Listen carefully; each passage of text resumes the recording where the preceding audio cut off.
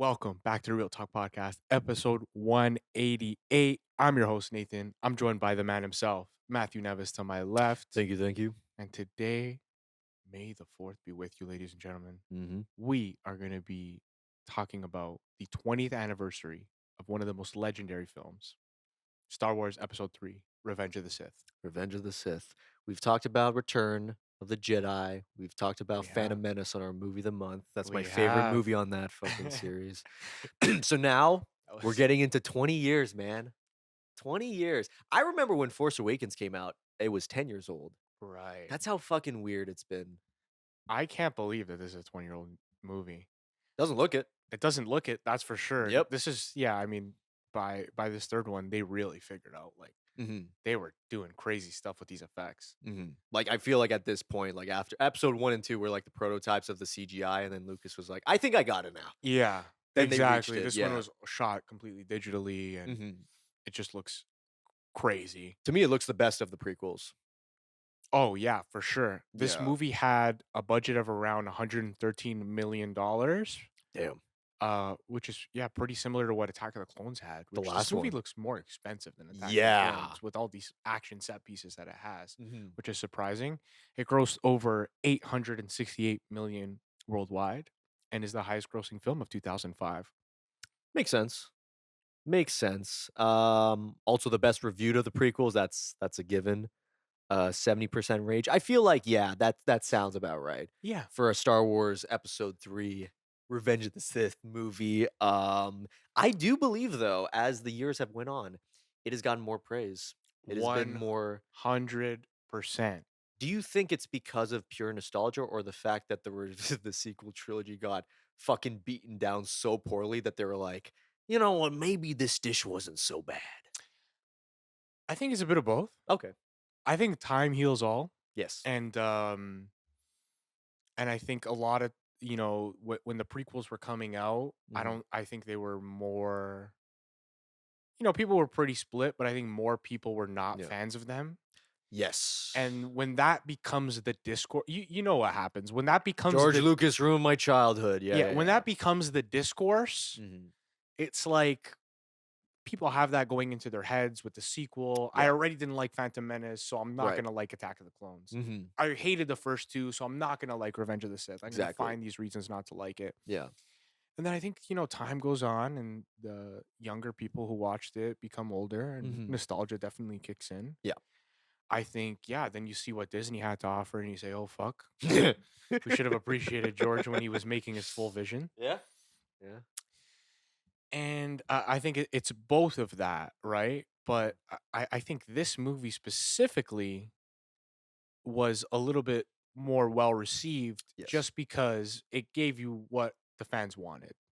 Basically, if you're making a prequel trilogy, you better make the last one connect really well with the fucking OGs. Which I think it does a really good job of, Yeah. actually. Mhm. And it's like, yeah, George Lucas, like, he made this prequel trilogy, and it's like, wait, like, it's the third movie, like, Yeah, we gotta go. why is Obi-Wan and Anakin still friends? Like, We gotta we go. gotta go. Like, we need to see some dark shit, you know? Yeah, yeah. It was a big deal too because it was the first PG-13 Star Wars film. That Right. was which to be fair with its subject matter, I don't blame the rating for it to be Yeah, that. he wanted to go a little darker with it. And Yeah. we see that in Star Wars now all the time with, like, Andor. with Andor, Andor, Disney, yeah. they be swearing and stuff. Yeah.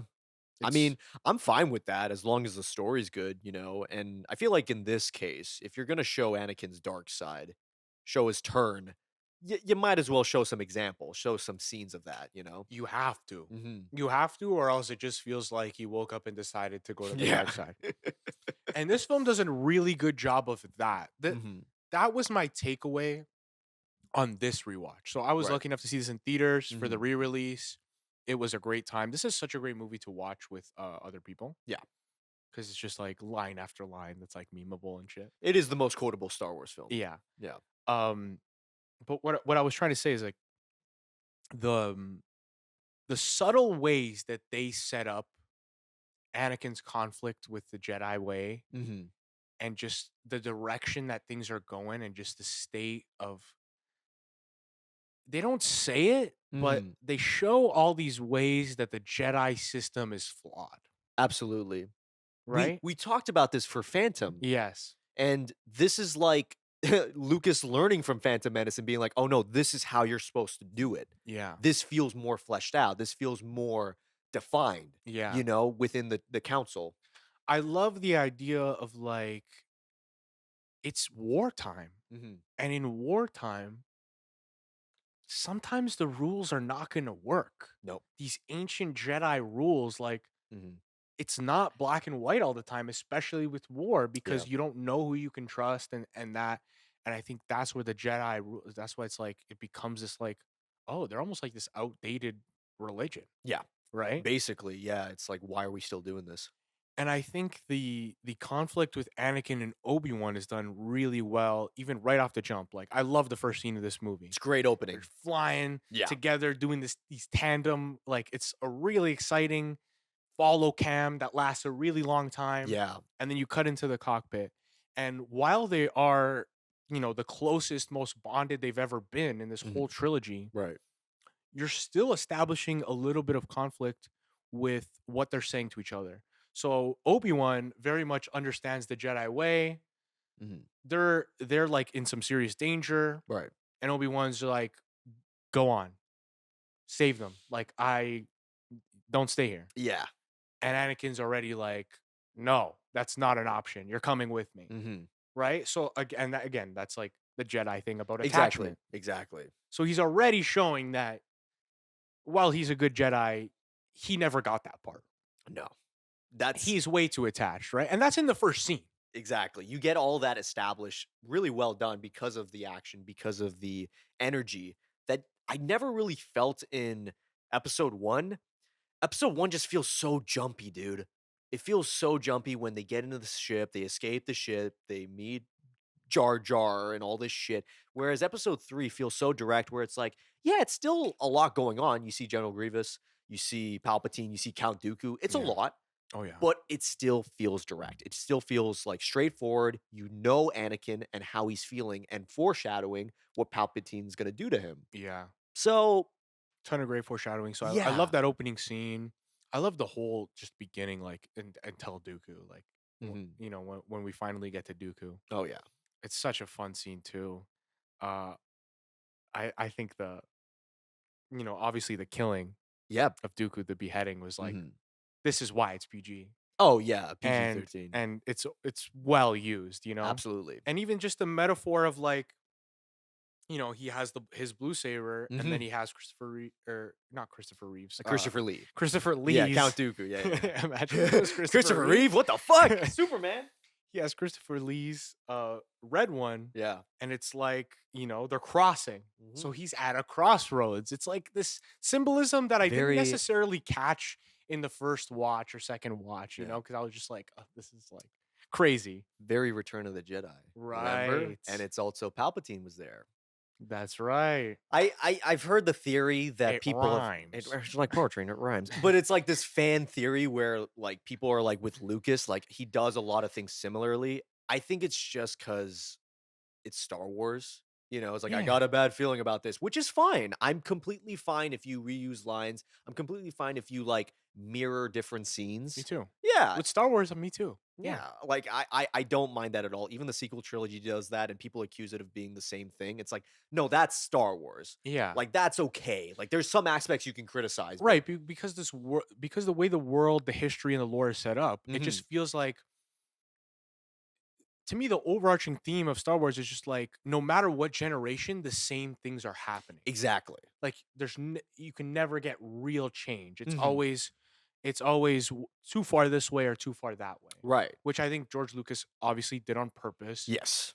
because he is very political and Mhm, puts politics into his movies a lot. absolutely. And I think that's a reflection of kind of real life. Mhm. And he's been doing it since he started. It's not like this is a random thing that occurred to him after the original trilogy, during the Yeah. original trilogy, and like before THX. He's always had this stance, and a lot of people don't realize that until like you read more about his Hmm. filmography and his career. So yeah, no, opening's great. Favorite Star Wars soundtrack still, John Williams, hands down. This is my favorite. God. This is him just going all out. It's just because there's so many good moments where to put in the score. There's so Yeah. many great fight scenes. Obviously, like the best lightsaber battles in Mhm. any Star Wars film. I agree. There is one that I'm not a fan of though. Which one? It's, Palpatine trying to kill all the Jedis and stuff because the actor just didn't know how to fight. Oh, So yeah, it's, like, cut 50 different times, like, "Ah! I was like, "Okay, yeah. here's what you do for that. Here's how you fix that scene because Ian McDiarmid don't know how to fight. He ain't Yeah. Christopher He's Lee. got charisma, He's got but charisma, but he he can't ain't fight. Here's what Christopher you do. Lee. Alright, Palpatine, do this." They Yeah. all die. That's it. And then Mace Windu manages to escape that, and then you can do that infamous moment where, Mace Windu and Palpatine. That's the only fight scene in the movie that I just think is straight up bad. Yeah, it kind of is. I But the agree. rest is amazing. I agree. The rest do make up for it. But Um, yeah, you're right. It's like there's mhm. so many great moments for John Williams' score because of all these epic fight scenes, and he really does nail it here, man. Yeah, man. It's so beautiful. The fact that he incorporates Duel of Fates Yeah, and it contrasts that to Palpatine in the hood because you can get away with a double and fighting Yoda with Obi-Wan and Anakin. It's right. so epic because it's like, oh my god, these two like masters fighting on top of Anakin. Like, Yeah. fuck, man. That's really good editing. That's really good like pacing in terms of the music, in terms of the action. Um it just comes together in a much better way than like the other prequels did. As far as acting performances, do you think that this is like we say this is the peak prequels in lightsaber fights, peak prequel in score? Yeah. What else? Uh Acting? Out of the other 2 episodes, yeah. I think. Uh, I think Obi-Wan is really good in this movie. I think Ewan Ewan McGregor I McGregor think, yeah, I'll say this, Ewan McGregor's understands mhm, Obi-Wan really well.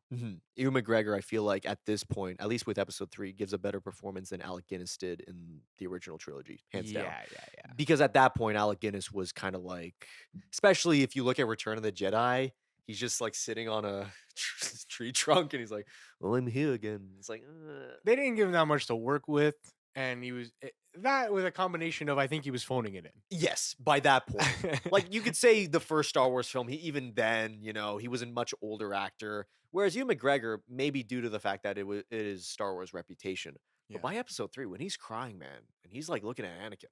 it's real, right? Yeah.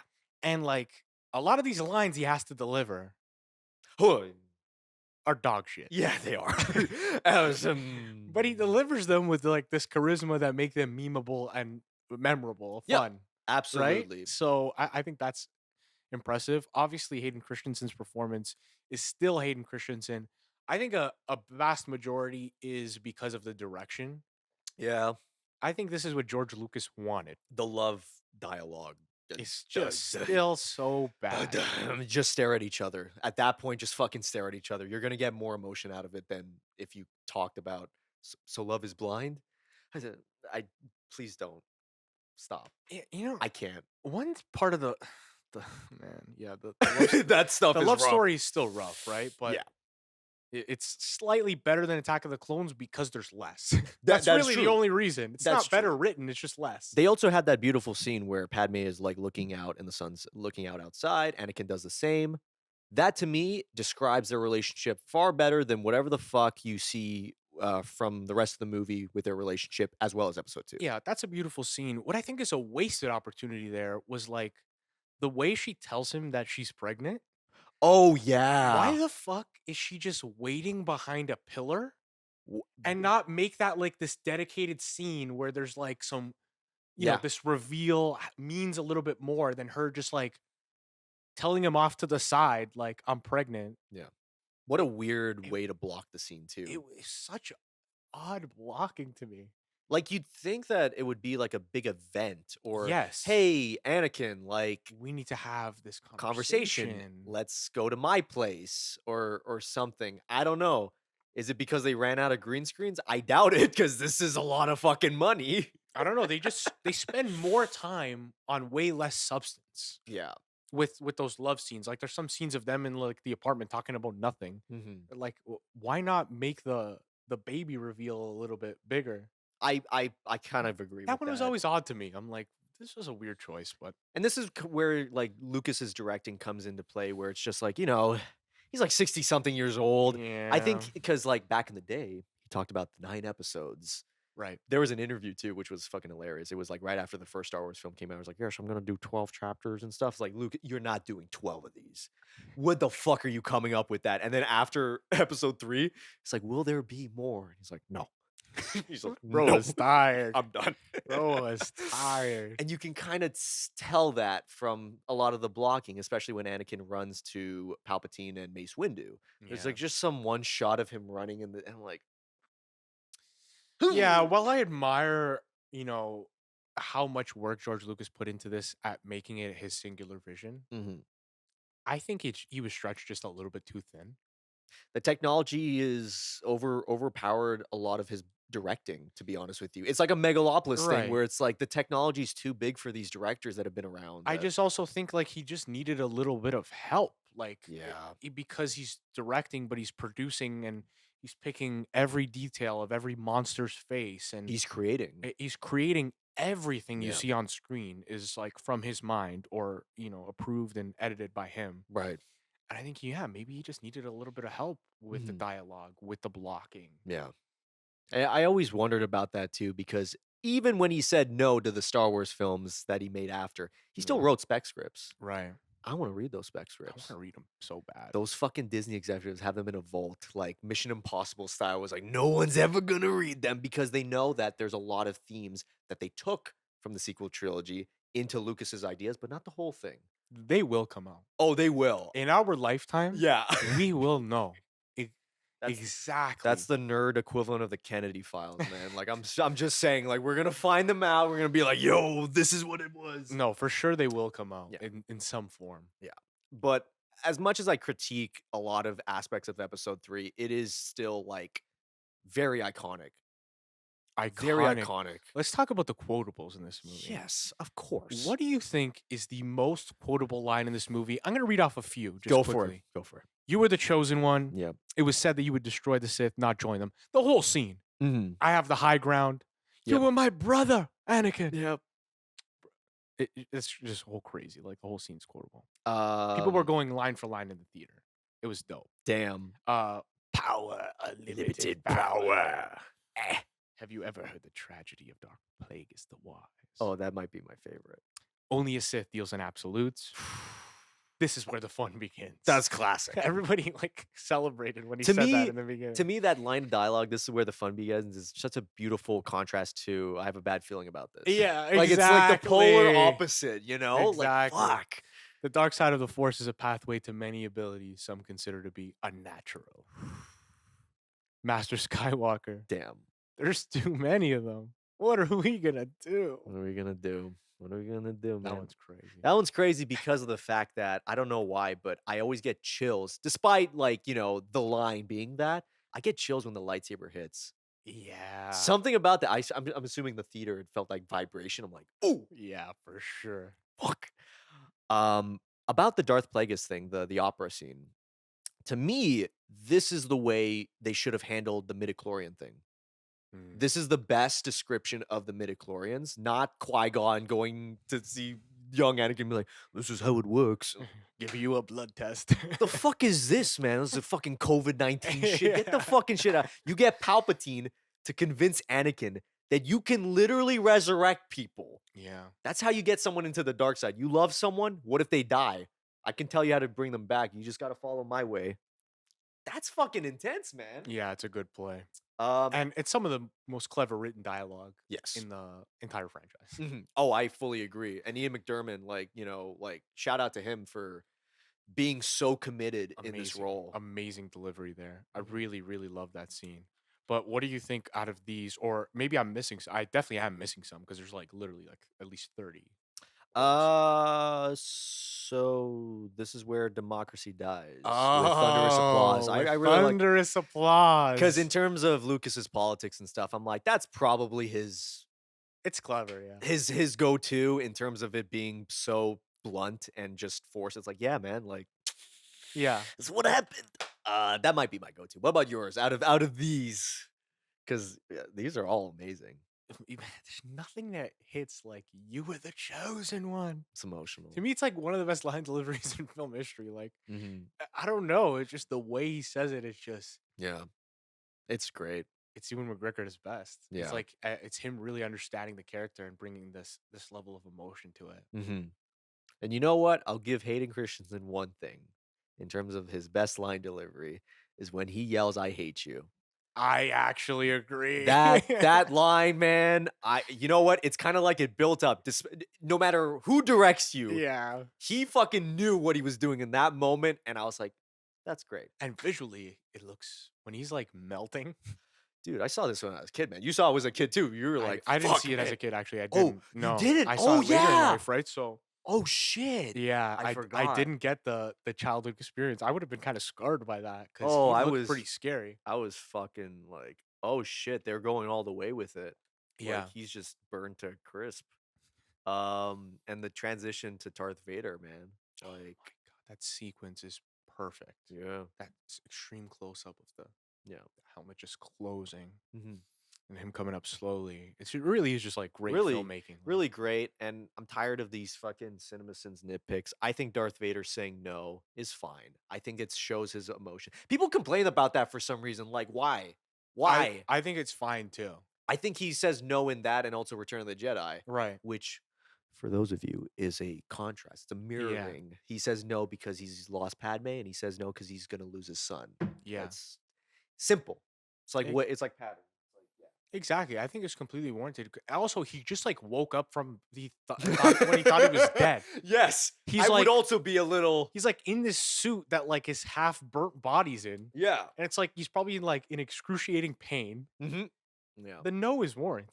I would full I yeah, think so. exactly. Let's get into some fun like trivia, some casting what ifs. Go for it. Leonardo DiCaprio was reportedly approached about playing Anakin before Hayden Christensen officially got the role.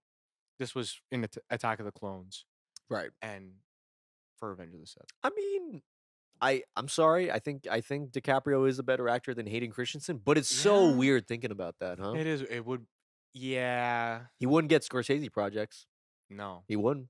If he was in Star Wars, I guarantee you it would have overshadowed Scorsese and been like, "Ah, I'll find someone else." I feel that. I don't Yeah. know why. I think it It's would have just changed his career. mm, And we've seen DiCaprio in so much that it's like, is it harder to have him as like the suspension of disbelief? You know, is like, yeah, is that a little tougher to do when we've seen you in all these other iconic roles? yeah. He Which, also never did Marvel or Star Wars, right. so it's weird. Gary Oldman was originally supposed to play the voice of General Grievous, Okay. but left to a dispute over the film's non-union status. What? Non-union for Star Wars? It's very A interesting. lot of politics going around there, but I would have been fine with Gary Oldman. Gary Oldman would have been cool, but I do like the Grievous voice they use. Is like, It's so modulated though. yeah, Like it if you hear is. the Yeah, original guy, I'm like, oh fuck, they really changed it. right. He does a good job though. Shout out to Matthew Wood is the Yeah, Matthew Wood was the guy they went with. nice, nice. Benicio del Toro was approached for Darth Maul in The Hell yeah. Phantom Menace. Hell Shout yeah. out Darth Maul. Hell fucking yeah. I would have been fine with that. Had he stayed in the trilogy, Maul's fate might have changed and affected. Huh. Right. That's true. I mean, Because if they got a big actor, you keep Maul around a little longer. he could have been the Does he Darth come Vader. back? Yeah. Yeah. You know what I heard about Lucas's episode 9 or 789 is that Maul was supposed to come back Right. with robotic legs, Right, which which they do in the animated. With they the do. yeah. Oh yeah, yeah. I was just wondering because in the animated, like, yeah, it's weird, silly, but I'm like, what would it look like live action? And you kind of see that in Solo. I think Solo Yeah, they okay. show it briefly, but I'm like, I don't know. I don't know what the fuck happens. What other what ifs? Um Keira Knightley Okay. was rumored to return for a brief Padme decoy scene, but it didn't happen. Hmm. It's kind of a small one. Yeah, I figured. Interesting facts and some trivia here. Hmm. Revenge was initially the title for Return of the Jedi, which Yeah. was Revenge of the Jedi. Hmm. But Lucas changed it because Jedis don't seek revenge. They don't. and then he held on to that for this movie. That makes sense. It would have been weird if it was Return of the Sith and Revenge of the Jedi. That would have been a Yeah, it weird. wouldn't have hit the same. This was definitely the way to do it. I understand revenge though because of the fact that Luke is dealing with that "you took my hand" type Right. shit, but also that makes sense. Hmm. The iconic Mustafar duel scene between Anakin and Obi-Wan was the longest sword fight in film history at the time. I felt it in the movie, which is okay. Which is okay because the score's hitting, the visuals are Exactly. crazy. This must have been a nightmare to film with all those like no real Fuck. sets, especially that Mustafar sequence. It was all green screen? They didn't have any reference of like mountains or anything? It was all green screen. Fucking hell, man. It Yeah, was all green screen. that's a tough one. Yeah. And to get a lot of that Mustafar stuff, so a volcano erupted Mount Etna in Italy, Mhm. and a second unit team rushed there to shoot the lava coming out of the volcano to use as part of the Mustafar stuff. And that made the film. A lot of shots of Italy in the prequels. I gotta give credit for because in episode 2, Yeah, remember that's it was right. Padme and him and beautiful. I'm glad they got that though because god Isn't damn, that cool? Yeah. fuck. They had a scene cut from the theatrical release of Yoda arriving on Dagobah. Nothing crazy, I just saw kind this. of showing him land on the planet. Yeah, I always found it interesting that Yoda knows Chewbacca. That always confused me because they never interacted in the original trilogy. It's like goodbye Chewbacca. All I'm like, right. oh, so you know the Wookiees, huh? You're the reason that oh, okay. They have good relations. I'm is what going he to said. turn into a puppet now. Goodbye. It's like, okay. I do kind of wish we got that scene though, because Mhm. the last time you see Yoda, you don't really think it's gonna be the last. I don't know, like It's the episode 4 set, right? When he's walking with Obi-Wan and the other guy. right. Yeah, that always weirded me out because it's like, all right, C-3PO R2, we'll see you in episode 4. Yeah. It's like, what? But no, that's really cool. Fuck. Um, So 20 years later, 20, man. has your review or your rating of this film changed in any way? I remember when I first watched it. As a kid, I watched it so many times. I really enjoyed it. Part of me's like, mm, I think I like it a little bit more than I did. Maybe it's because of the Disney situation that's been going on, Yeah. or maybe it's just the fact that I want to love it more. But man, there's so many aspects that still have the prequel. Yeah, Ugh, there is, but it's like there's this many iconic lines for a reason. that's It's like true. it's a different kind of good movie. You know what? Let me throw a question out to you then. Because we talked about Return of the Jedi. If you had to choose between Return of the Jedi or Revenge of the Sith, which one would you watch again in theaters? Because you saw them both in theaters. It's Revenge of the Sith for me, man. Oh I my god! I know that's crazy. Holy But shit! to me, it's New Hope, it's Empire, it's Revenge of the Sith. Wow! These are the best 3 Star Wars movies. And if you disagree, I do not care. Well, I disagree. What are, rattle off your top or your top 3 are just the original trilogy? Yeah, it is. Okay, never It is. mind. It's just Empire, New Hope, and then Return of the Jedi. And then if I had to put fourth, it is a battle between Force Awakens and Revenge of the Sith. I'm not even joking. Wow, Yeah. okay, that's insane. Yeah, I know a lot of sequel haters are gonna be like, "You should die. You shouldn't allow." And I was like, I don't fucking care. I Alright. would say Revenge of the Sith though, as the Disney prequels shit the bed more. I would say Revenge is number 4. Alright, so give me a rating on Revenge of the Sith. 6, 7. 8. The answer is 8. Shut up. It is No, an 8 no, out of no. 10. It's not. It is a certified hood classic, okay? You know what? For that 4 passion, stars. you give 4. I'll do 3.5. All right, let's fucking. Thanks for watching. Let us know who's right in the comments below. Don't forget to leave a like, subscribe to your boys. It means the world to us. And may the 4th be with you. Take care. Brush your hair. Brush your hair. Yeah, peace. Oh my god.